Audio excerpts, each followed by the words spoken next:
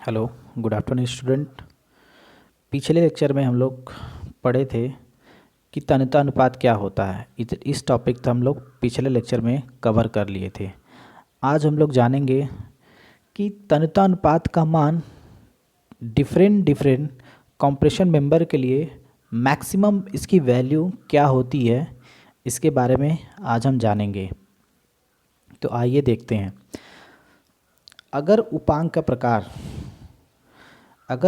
का प्रकार चल तथा अचल भार को वियर करता है, अगर कोई ऐसा कंप्रेशन मेंबर है जो लाइव लोड तथा डेड लोड को वियर करता है, तो उस केस में जो तन्यता अनुपात का मान होगा उस उपांग के लिए 180 होगा। मान लीजिए कोई मेंबर है जिस पे लाइव लोड और डेड लोड आ रहा है। कैसा मेंबर? Compression member. तो उसके लिए मैक्सिमम तन्यता अनुपात का जो मान होगा वो कितना होगा? 180 होता है। अब डेड लोड क्या होता है? तो जैसे कोई भी मेंबर का खुद का जो अपना भार होता है वो डेड लोड होता है, तथा उस मेंबर पे अगर कोई वस्तु रख दिया जाए या किसी अन्य वस्तु का भार आता है तो उसे हम लाइव लोड कहते हैं। आइए सेकंड कंडीशन देखते हैं। सेकंड कंडीशन है कि हवा या भूकंपीय भार को वहन करने वाले उपांग। ऐसा कोई उपांग है, ऐसा कोई कंप्रेशन मेंबर है जो हवा और भूकंपीय भार के कारण या हवा या भूकंपीय भार को वियर कर रहा है, बशर्ते कि अगर वो संरचना फेल कर जाए तो उसका किसी दूसरे भाग में या किसी भाग में प्रतिबल पर कोई प्रभाव न पड़े। यानी ऐसा मेंबर जो हवा अथवा भूकंपीय भार को वियर कर रहा है और उसके विरूपण से संरचना के दूसरे भाग में कोई प्रतिकूल प्रभाव नहीं पड़ रहा है, तो उस केस में मैक्सिमम तन्यता अनुपात का मान 250 होता है। तीसरा कंडीशन ये है कि अगर कोई कंप्रेशन मेंबर छत की कैंची में या ट्रस में टाई अथवा ब्रेशिंग के रूप में यूज किया गया है, अगर कोई कंप्रेशन मेंबर छत कैंची में टाई अथवा ब्रेशिंग का प्रयोग किया गया है, परंतु हवा या भूकंपीय भार के कारण वो मेंबर अगर फेल कर जा रहा है, तो उस केस में मैक्सिमम तन्यता अनुपात का मान 350 होता है। नेक्स्ट टॉपिक हमारा है संपीड़न उपांग की सामर्थ्य। यानी कैसे हम किसी संपीड़न उपांग की सामर्थ्य की गणना करते हैं। कैसे हम किसी संपीड़न उपांग की सामर्थ्य की गणना करते हैं। तो भारतीय मानक कोड के अनुसार किसी भी उपांग की सामर्थ्य निकालने के लिए फॉर्मूला होता है सामर्थ्य बराबर अनुप्रस्थ काट का क्षेत्रफल गुणे अनुगेय अक्षीय संपीड़न प्रतिबल। अनुगेय अक्षीय संपीड़न प्रतिबल यानी P बराबर एरिया में अगर आप सिग्मा AC का मल्टीप्लाई कर देंगे तो हमारा सामर्थ्य निकल जाएगा। सिग्मा AC क्या है? अनुगेय अक्षीय संपीड़न प्रतिबल है, और A क्या है? एरिया है। तो आप जब खंड का क्षेत्रफल निकाल लेंगे किसी भी कंप्रेशन मेंबर का, तो उसमें आप अक्षीय संपीड़न प्रतिबल से मल्टीप्लाई कर देंगे तो आप सामर्थ्य निकाल लेंगे। अब अनुगेय अक्षीय संपीड़न प्रतिबल का मान कितना होता है? तो भारतीय कोड के अनुसार, किस कोड के अनुसार? IS 800 1984 के अनुसार मैक्स जो वैल्यू होती है अनुगेय अक्षीय संपीड़न प्रतिबल की, वो 0.66 FY के बराबर होता है। FY के बराबर होता है या इससे अधिक नहीं होना चाहिए। यानी किसी भी मेंबर का अनुगेय अक्षीय संपीड़न प्रतिबल का जो वैल्यू होता है वो 0.66 FY से अधिक नहीं होना चाहिए। और FY क्या है? आपका यील्ड स्ट्रेस है। जो आपके क्वेश्चन में, आपके प्रॉब्लम में FY की वैल्यू दी रहेगी कि आप Fe250 यूज किए हैं कि Fe415 यूज किए हैं कि Fe500 यूज किए हैं।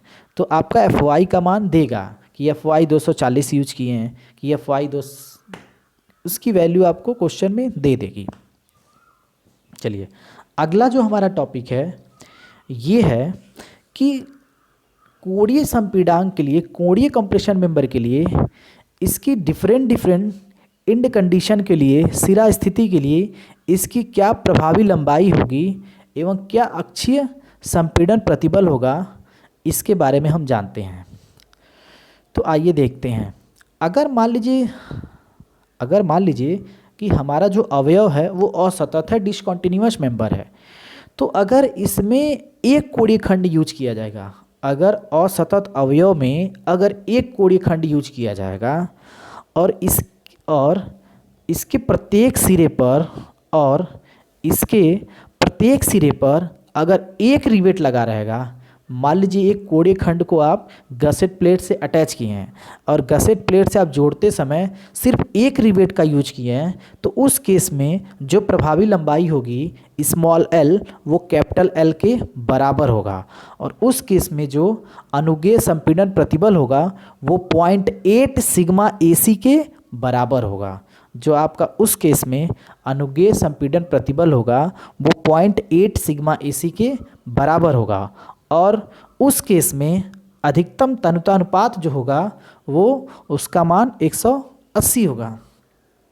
जब आप एक कोणीय खंड को गसेट प्लेट के साथ यूज कर रहे हैं और यूज करने यानी जोड़ने में दो या दो से अधिक रिवेट का यूज कर रहे हैं या प्रयोग कर रहे हैं, तो उस केस में जो प्रभावी लंबाई होगी वो 0.85 L के बराबर होगी और जो अनुगेय संपीड़न प्रतिबल होगा वो सिग्मा AC के बराबर होगा।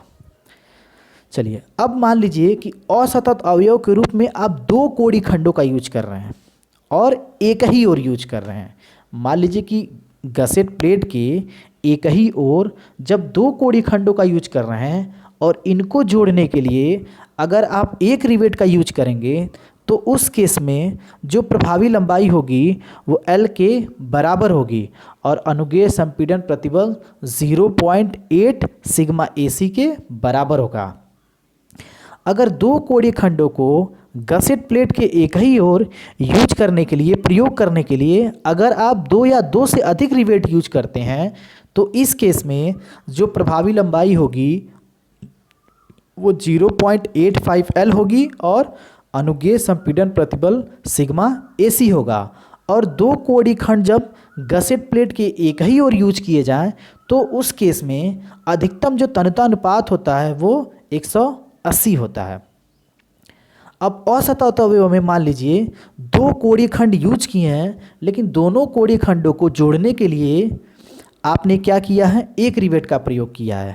मतलब कि बीच में गसेट प्लेट है और गसेट प्लेट के दोनों ओर जब एक एक कोणीय खंड को गसेट प्लेट से जोड़ेंगे, तो और जोड़ने के लिए उस केस में अगर आप एक रिवेट का प्रयोग करते हैं, तो जो प्रभावी लंबाई होगी वो L के बराबर होगी और जो अनुगेय संपीड़न प्रतिबल होगा वो सिग्मा AC के बराबर होगा। अगर इसी कोणीय खंड को जब गसेट प्लेट के दोनों ओर एक एक कोणीय खंड को जोड़ने के लिए आप दो या दो से अधिक रिवेट यूज कर सकते हैं या करते हैं, तो उस केस में जो प्रभावी लंबाई होगी वो 0.7 L से लेके 0.85 L के बीच में होगी और उस केस में अनुगेय संपीड़न प्रतिबल का जो मान होगा वो सिग्मा AC के बराबर होगा।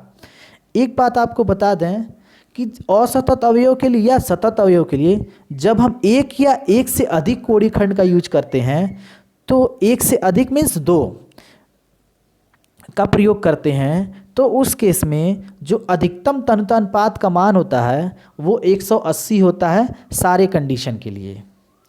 सेकंड प्रकार देखते हैं। अगर मान लीजिए कोई सतत अवयव है और सतत अवयव में एक या दो कोणीय खंड का यूज किए हैं, तो इस कोणीय खंडों को गसेट प्लेट से जोड़ने के लिए अगर एक रिवेट का यूज करेंगे, तो उस केस में प्रभावी लंबाई L के बराबर होगा और अनुगेय प्रतिबल सिग्मा AC के बराबर होगा। अगर एक या दो कोणीय खंडों को जोड़ने के लिए सतत अवयव में दो या अधिक रिवेटों का आप प्रयोग करेंगे, दो या दो से अधिक रिवेटों का प्रयोग करेंगे, तो उस केस में जो प्रभावी लंबाई होती है वो 0.7 L से लेके L के बीच में होती है। और उस केस में अनुज्ञेय संपीड़न प्रतिबल का जो मान होता है वो सिग्मा AC के बराबर होता है। चलिए इसके आगे का टॉपिक हम लोग अगले लेक्चर में कवर करेंगे।